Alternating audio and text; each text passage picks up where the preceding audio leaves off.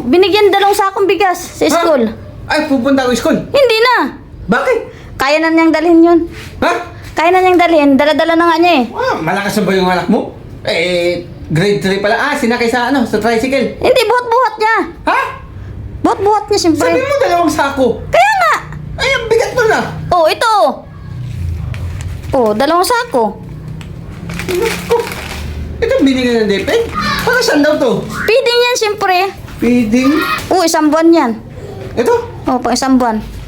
Ang gagawin ito? Lugawin? Meron na naman yatang iimbestigahan si Senador Marcoleta na ito Naku, mayayari na naman sila. Susunod na naman sa DPWH.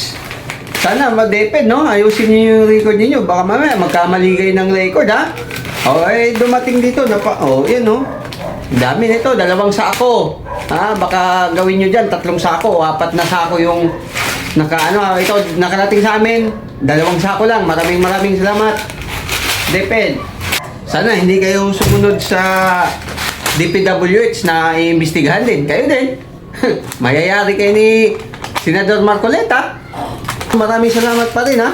At may papel din kayo sa mga anak namin. Maraming salamat dito sa bigas. Ang dami nito, 2 sako.